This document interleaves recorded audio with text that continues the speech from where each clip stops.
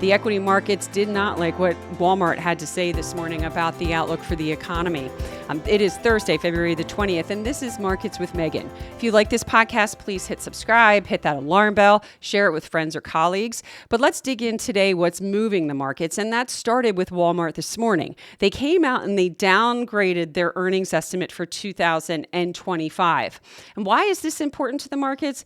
This is because Walmart tends to be a consumer bellwether. So when they come out and either revise earnings downward, their outlook for earnings downward, or talk about the consumer behavior, this tends to get the market's reaction. And we're seeing that today. Across the board in the U.S., we're seeing markets down. The Dow Jones is down. It was down close to 600 points when we came down to film this. So what did Walmart do? They basically said that there was uncertainty around the consumer behavior as well as the global economic and geopolitical conditions.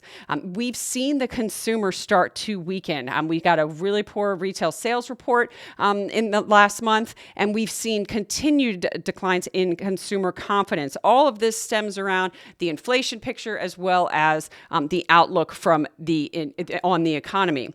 Walmart also did not include any of the downside estimates that they might be impacted from the tariffs. So this is something I think the markets are getting spooked because they've already downgraded guidance, and there's a chance that they may have to lower it further if the tariffs continue to materialize throughout this year.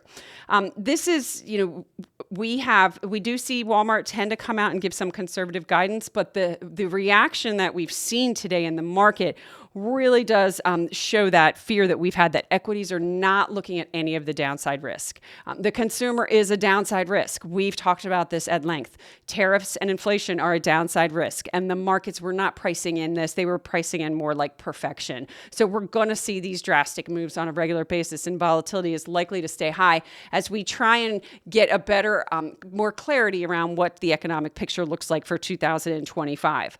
We also saw some disappointing data on the leading indicator index this morning as well, and that was also similar to what Walmart had said.